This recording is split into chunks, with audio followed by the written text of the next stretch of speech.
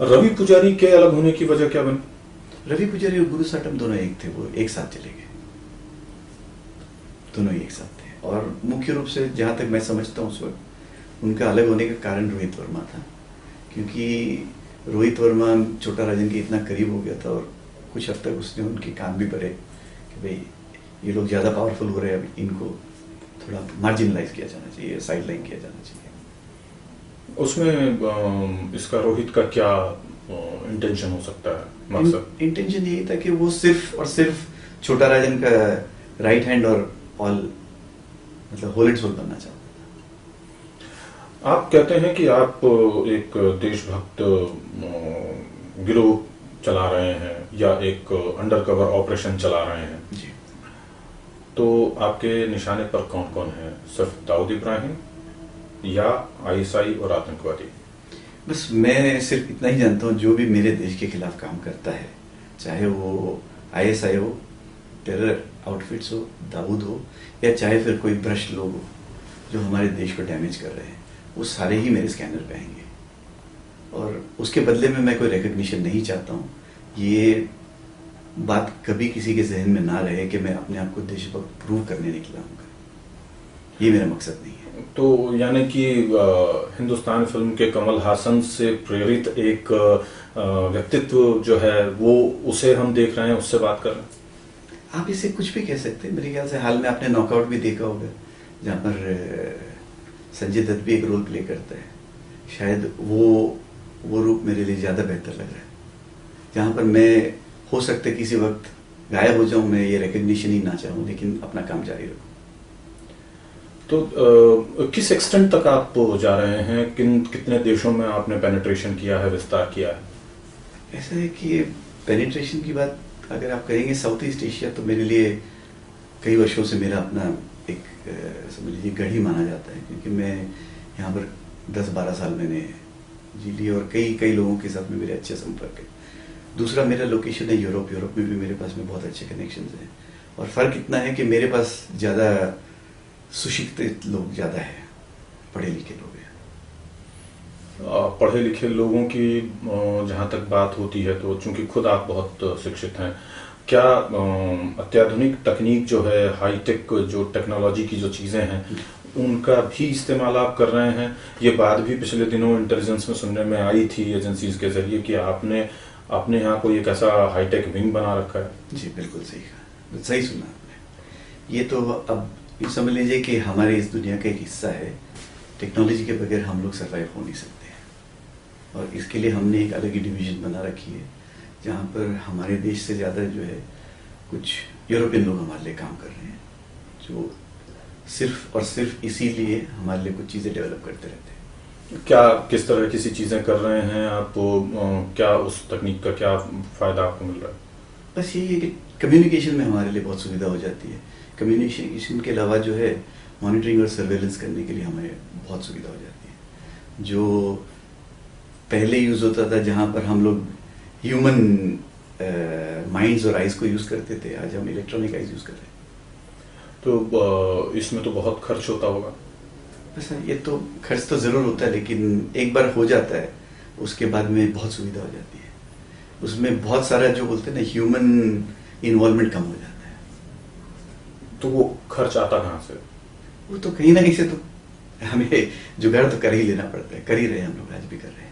क्या मैं ये कह सकता हूँ कि ये पूरी ऑपरेशंस के पीछे असल में आप नहीं, आप खुद एक मोहरा हैं, और असल में हिंदुस्तान की जो खुफिया एजेंसियां हैं वो पीछे हैं? जी नहीं, ये बात बिल्कुल गलत है। ऐसा है कि हम सिर्फ नोट करते कि हमारे देश में कौन कौन लोग किस दिशा में क्या कर रहे हैं करके। ये रिपोर्ट जो है हमारे पास में कई अलग अलग तरीके से आ जाती है, उसमें हमें एजेंसीज की ज़रूरत नहीं है, हम अपने तरीके से करते हैं। और हम काफ़ी हद तक इवैल्यूएशन करने के बाद डिसाइड करते हैं कि इस इंसान का क्या रोल है। वो रोल को तय करने के बाद ही हम कोई स्टेप ले लेते हैं, उसमें एजेंसीज का कोई हाथ नहीं है। फिर भी ऐसा होता तो होगा कि इंटेलिजेंस एजेंसीज के लोगों की बड़ी लाट भक्ति होगी आपके जैसे व्यक्ति को, आपके जैसे आउटफिट को, ऑर्गेनाइजेशन को इस्तेमाल करें, आपको कुछ मैसेज तो आए होंगे। अगर ऐसे करते भी है तो हमें नहीं पता उसके बारे में। हमें तो ऐसा कोई इन्विटेशन या सुझाव या कोई उनकी तरफ से कोई ये नहीं आया है हमारे पास। अभी तक कुछ नहीं है। और हम चाहते भी ये है कि हम अपने तरीके से इंडिपेंडेंटली काम करें। यानी आपको इंडियन इंटेलिजेंस एजेंसीज पे भरोसा नहीं कह सकते हैं आप उसको वो रूप भी दे सकते हैं और ये भी कह सकते हैं कि हम अपने खुद के इंटेलिजेंस शेयरिंग अपैरेटस पे ज्यादा विश्वास करते हैं। दाऊद से दुश्मनी क्यों? हम ये नहीं कहेंगे कि दुश्मनी है या दोस्ती है, बस इतना है कि जो भी इंसान हमारे देश के खिलाफ काम करेगा वो हमारा दुश्मन है। उसके लिए आप चाहे नाम दाऊद का दीजिए, फूजी का दीजिए, सिमी का दीजिए या अयम का दीजिए, वो सारे ही दुश्मन है हमारे। तो दाऊद को मारने की कोशिश अब तक आप लोगों ने क्यों नहीं की? जहां तक मैं समझता हूँ छोटा राजन ने कोशिश जरूर की थी 1-2 बार, लेकिन मेरे ख्याल से कहीं किसी पॉइंट तक भी वो कामयाब नहीं हुआ है। वो कौन लोग थे जिनके जरिए राजन ने वहां पर इस ऑपरेशन को अंजाम देने की कोशिश की? कुछ मैं तो सिर्फ यही कहूंगा कि वो जो कहते हैं ना कि एक बेवकूफों की टोली को लेकर के उन्होंने कोशिश की थी। मैं नहीं मानता कि छोटा राजन के पास ऐसा कोई अपैरेटस या कोई टीम है जो इस काम को अंजाम दे पाएगी। क्यों ऐसा मानते हैं? क्योंकि मैं उन लोगों को बहुत करीब से जानता हूँ। उनकी कोई क्लास या उनकी कोई कैपेबिलिटी 1% भी मैं नहीं कह सकता हूँ कि ये लोग काबिल है कि पाकिस्तान में जाकर के इतने बड़े काम को अंजाम दे सके। पाकिस्तान में ऐसा क्या है जिससे दाऊद के ऊपर हमला नहीं किया जा सकता? ये मैं कह नहीं सकता, क्योंकि मैंने उस चीज पर रिसर्च किया नहीं है आज तक। तो फिर आप कैसे कहते हैं कि मतलब दाऊद को आप नॉक डाउन कर पाएंगे? या नहीं, हमने ये नहीं कहा कि आज हम उसको नॉक डाउन कर पाएंगे करके, लेकिन हो सकता है किसी दिन हमारे पास ये भी क्षमता है। लेकिन यही जैसे कहा कि मेरे ख्याल से दाऊद से बढ़ के भी कई सारे ऐसे टारगेट्स है जो हमारे देश के खिलाफ काम कर रही है। क्या रीजन है, आपके विचार क्या है इस बारे में कि दाऊद को क्यों नहीं पकड़ा जा सकता? जब अमेरिका इतने बड़े पैमाने पर ओसामा बिन लादेन के खिलाफ ऑपरेशन चला सकती है, पाकिस्तान में अपना आर्मी बेस बना सकती है, जो चाहे वो करने की ताकत रखती है, तो पाकिस्तान पे दबाव डाल के दाऊद को क्यों नहीं हासिल कर सकती, या हिंदुस्तान क्यों नहीं करना चाहता? क्या नजरिया? इस पर तो मेरे ख्याल से हमारे देश चलाने वाले लोग ही जवाब दे सकते हैं कि वो क्यों नहीं कर पा रहे इस चीज को। अमेरिका नहीं, वही वो दबाव उन पर क्यों नहीं ला पाते, इसके बारे में मैं नहीं कमेंट कर सकता।